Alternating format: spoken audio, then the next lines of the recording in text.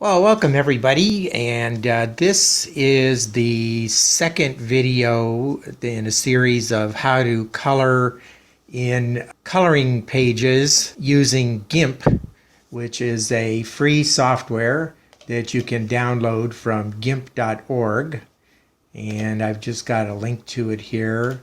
It's gimp.org. If you haven't seen my first video, I show how to a simple way of taking black and white line art that you can either download for free from different places or do a screen capture, or you can buy coloring book pages from various places, and you can even draw them yourself and scan them in on a scanner. But what Gimp does is it allows you to take that picture and color it in digitally on the computer if you don't feel like dragging out all your pencils and markers and everything and coloring it in manually. So you go to gimp.org and you download the correct version of the program and install it. And then once you do that, you'll have the program on your computer here. Right here I've got it as gimp.2.10.18, which is the current version. Then you can go to one place I found to get free coloring pages is from Crayola.com, and they've got here free coloring pages, and so they have them for kids and adults both, but I just went and like here, let's see, view new. I just downloaded one called Muffin Man, but these are some other ones. These are some new ones that they just happen to put on there. Some are simple, some are very complicated, but what I found the best way to do it is to you can't actually download them. You print them out on your printer, and then you scan them in. What I found is if you just try right-clicking it, if I just click it, the only option it gives you is print now, but if you right-click on it and save image as, it'll save an image, but the image quality isn't really very good, so it's better to print it out and scan it. So anyway, I did that with, close this here, with this picture right here called the Muffin Man, and this is actually the one that I right-clicked and just saved it. And if I zoom in on it, you can see that the image quality is pretty fuzzy and blurry. It's not very good. But what I did is I scanned it in, and then in using Gimp, which I just opened up, you can go File and Open, and then find your scanned image, which mine happened to be called Muffin Scan, and it'll ask you if you want to import it. So that's what I did. And so this is the scanned in image. If you watch the first video, you'll see how to take the image and get the best quality out of it, but I'm just going to go ahead and do that. So if I zoom in on this scanned image here, you can see that the image quality is a little bit, it's kind of pixelated. It's not that great. But if I go colors and threshold, and then you drag this lower, the black arrow to the right, and it'll gradually fill in the lines here so that you have a pretty dark, nice good colors, solid blacks and whites, and everything fills in. So we'll do that, and we'll click OK. And then we're going to zoom back out again, and by pushing the Control key, that allows you to zoom out. And if I hold down the Shift key, that allows me to move the image around. So I'm just going to go ahead and zoom back out again. Now, one thing I didn't show in the first video was when I scanned it in, when I printed it, it prints this big white border around the whole image, which I didn't really want all of that. So what I'm going to do is I'm going to do a selection around this thing using this little lasso tool, and I'm going to click on one corner and then go over to another corner and third corner and fourth corner, and then back up to the beginning. And then what I'm going to do then is I'm going to crop the image to the selection. So if I click crop, okay. So now I cropped it, and I'm going to select none. So after we crop the picture, you can see that the image is slightly out of kilter here. It's not completely straight up and down. It's kind of rotated a little bit. So I'm going to fix that by going layer. You click layer, transform, and arbitrary rotation. And then I'm just going to click this up arrow here and rotate it a little bit. So you can see every time I click it, it kind of rotates it. So I'm going to rotate it until the image looks pretty well lined up with the outside edge borders, and then click rotate. And so there, now it's more straight up and down. So so what I'm going to show you now in this video, there's some of the a little bit more advanced ways that you can fill in the colors. So let me just show you first in the original one. Okay, this is the original picture, and then what I'm going to do here is, okay, after when I filled it in at the end of the first video, it was all just solid colors, and I just filled it in, and so it looks pretty good. But there's a lot of other things that you can do by adding gradients and patterns and other things to it. So I went through it, and this is the new version. So here you can see that I added like tile to the wall, and I added some shininess to the pan and some of these other pans here. Down in the bowl here, there's you can see I've made it look rounder and gave it some nice colors there. And in his chef's hat, there's some highlights and shadows, things like that. Also under his chin, and a few other things. So so I'm going to go through and just show you how you do some of those things. And we'll open this back up. And then I'm going to just zoom in using the little magnifying glass here. And we'll zoom in so we can see. So in the first version, all I did was I used the paint bucket tool here. And then you just click here, and there's this palette of colors, and you could just click on a color, and then using this paint bucket, if you look at there's a little bucket, and then there's a little crosshairs, and where the crosshairs is, it'll fill in that area with that color. So if I click there, so you can see it filled in that, and I'll just click in inside the E and inside the A, like that. But you know, that's just solid color, and we can do better than that. So I'm just going to click Control Z to undo what I did there, and instead what I'm going to do is go to patterns. So if you go Windows, Dockable Dialogues, and Patterns, that opens up this box right here.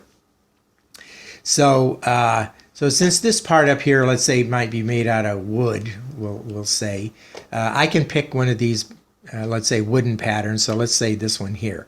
Okay, wood of some sort, it says. So let's say we want to fill that with that wood pattern. So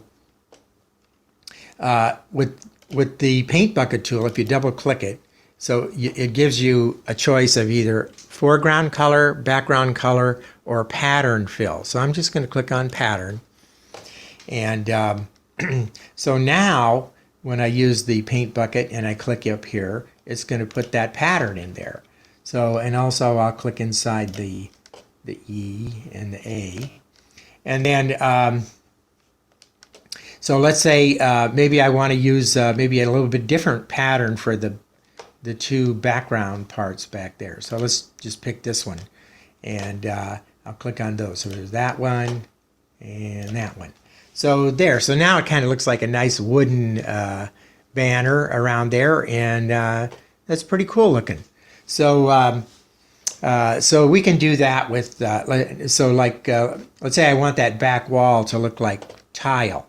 So here, so there's marble and marble 1 and marble 3, and so let's say I want to make it marble 3, and the so if I just use this and click on the background here, all right, so it just fills in, you know, it fills it in by areas that are outlined in black. So so that's all good. That's that. So that made a nice look like a tile wall there. Now let's say I want maybe some kind of a wood floor or something like that. Let's see, what do we have here? We've got dried mud, fibers. There's all kinds of weird things here. Well, let's see. How about this? Recessed. Okay, let's take a look at that. So we can try that, and I'll just click on that and click on that. So so I don't know, maybe I'm not crazy about that. So I'm just going to click Control Z and undo those two, and maybe we'll try. Let's see, what would be good here. Let's just put some kind of a wood flooring in there. So we'll use that one and that one. Okay, so now he's got a wood floor. All right. So let's say that, okay, so we've got this bowl here, and we don't want to put a pattern on that. We want that to look kind of rounded. You know, we want a gradient on there. So we're going to go Windows and Dialogues and Gradients, okay? So in here, it gives you all these pre-made gradients, and so you can pick one that looks like it might work for whatever it is that you're coloring in. So there was one that I saw somewhere down here. Where is it? Oh, well, I don't know. Let's try this purple one. So first of all, what I want to do is I want to just select the area that I'm going to color in. So with this little magic wand tool here, you can click inside of an area, and then if you hold the Shift key down, you can add to that. So I'll hold the Shift key and click on that. So now I've got the lower part and the upper part, and I want that to be this purple's color here. So the gradient, to add a gradient to it, you use this one here that says gradient tool. So I'll just click on that. So now when I click on this, it's going to, okay, so you can see that the further I open it, it's adding the gradient to it, and if I tilt it, if I go up this way, it's going to change it to horizontal, and this way makes it vertical. You know, the further out I drag it, it changes it. So let's say somewhere around there. That looks pretty nice. So I'll just click on that. So then you hit Enter, and that stops the gradient tool from working. So then I'm going to maybe color this part in here, and maybe the bottom part in with another gradient. So let's find a different gradient. Maybe let's try this cold steel. How about that? So we'll click on the gradient tool, and then we're going to go to cold steel. So all right, so if I go further and further out there, all right, like that, maybe that looks pretty good. Okay, so I'll just hit Enter, and all right, so now we have that, and now let's say I want to just select none. I don't want any more selections, so I'll select none. Okay, so there. So now we have that part colored in with a gradient. There's ways to that you can, they have a lot of different gradients to choose from. So there's ways that you can edit a gradient, but I'm not going to get into that. We'll just do some of the ones that that it comes with. Now, another thing that you can do is, so let's say, okay, here we have his hat here. So let's say we want to do a pattern for his hat, but I don't really see any kind of a pattern that works for what I want to do. So you can make your own pattern. So if I go online here, and I'm just going to do a search for chef's hat. So chef's hat, and let's just click one of these here. All right, so we got this one. And so what I'm going to do is I'm just going to save this image. And we'll just save it to my coloring book folder here. I'll just call it chef's hat. Chef's hat. Okay. And we'll save that. Oh, already exists. All right. Well, let's make it chef's hat 2. How about chef's hat 2? All right. Save. Okay. Okay. So we want to make a new palette picture for the chef's hat here, because we don't like the ones that are in the choice that they have there. So what we're going to do is we're going to open up the file that I had just downloaded called Chef's Hat, or Chef's Hat 2, I mean. So here's Chef's Hat 2 right here. We're going to open that up, and there it is. And then we're just going to take this little rectangle select tool, and we're going to select a little area of that tool.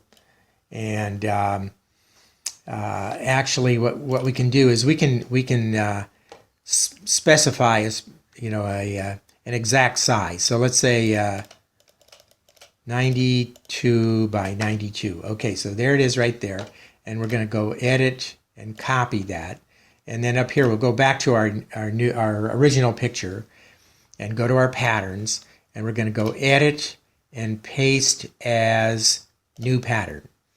And we'll call it Chef's Hat 2. And the file name is, in Gimp, you give it a .pat file. So we'll call it Chef's Hat 2.pat. And we click OK. All right, so now we've got this Chef's Hat 2 here. And so if we go to our paint bucket fill tool and we click on this, all right, so it filled it in with that Chef's Hat 2. Now so what we're going to do is now that we have that, we're going to zoom in on that, and let's say that well, for one thing, it kind of made this sort of a pattern on it there, and not crazy about that. So we can do this blur sharpen thing, and so if you click on that, it's set to blur. So if I just click on this, it'll kind of blur some of those things, and we can move some of these things up here, make it a little bit stronger, powerful, and just kind of blur some of that stuff out of there. All right, well, we can do it like that. And then now what I want to do is I want to add a little bit of shadows and highlights to his hat here. So if I go to the Dodge and Burn tool, so if I click Dodge, or Burn, I mean, that's going to make things darker wherever I click. It's just going to take whatever color is there and make it a little darker. So if I click up here, you can see that it's kind of darkening there, and maybe it's going to be a little darker down here on the bottom, and down there. And So wherever you think there might be a little bit darker shadow area, you can click on that. And so click this. Maybe the size of the brush is a little bit too much, so we'll go a little bit smaller here, and we'll darken that in there like that, and the same thing down here. And you can just go through the whole picture and do that. So like right here, I didn't add any colors, just the white, but it'll still burn that in and darken one side of it to give it kind of a rounded look to it and kind of a shadow look to it. So I'll just go ahead and do that, darken in some of these areas here like this. Now it's already as white as it's going to go, so if I change this to dodge, that's going to lighten things up. So so let's say if I go click up here, all right, so now what it's doing, it's lightening up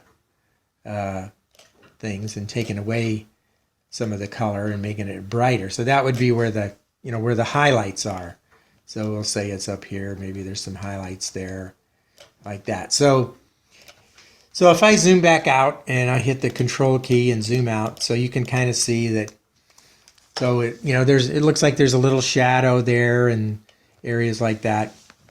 And you can do that anywhere alongside of his face or wherever there might be shadows. So what I did is I went through the original picture and I used gradients and dodge and burn and patterns and things like that, and I filled in all of the sections. And here I'll just show you the finished one here, which was this one.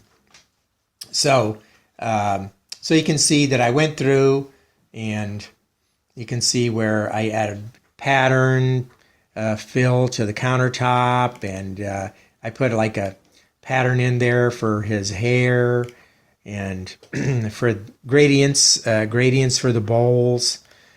I dodged and burned in this hat, and here's some burned areas there on his cheek, and I did a little burning on some of this flour or whatever that is. And so you can just play with it as much as you want until you get something that you like, and then when it's all done, you can just go file and export as. And so so up here it's going to give you what to export it as. So you can change it. You can actually change it the type of file by just changing the extension. So here it's a PNG, but if I just change it to a JPG, and I'll call it Muffin Gradient 2, and I click export, then it's going to ask for the quality settings and stuff like that, and then I can just export it out and save it. Or also I can just, if I want to just print it, the way that it is, I can do that. So I could just print it directly from here, and then I can frame it or do whatever I want with it. Okay, so you can see that this was the original file I started with, and this was the first time that I colored it in just using solid colors, and then this was the newest version that I did using a combination of gradients, patterns, and burning and dodging. So you can see that there's a lot of ways you can play with it in Gimp, and then you can export it out, and you can print it out onto whatever kind of paper you want. And you'll have a nice looking file. And this is just a simple one for kids, but you can find more complicated files and color them in, and it's kind of a little break from just using colors or crayons or pencils or whatever. And it's something a little bit different. So I hope you liked this video, and if you did, please subscribe and maybe comment below. And if you You can also take a look at my Etsy shop, which I'll have a link to it in the description. And I've got some files in there that are real high quality coloring pages. And so happy coloring, and hope to see you again soon.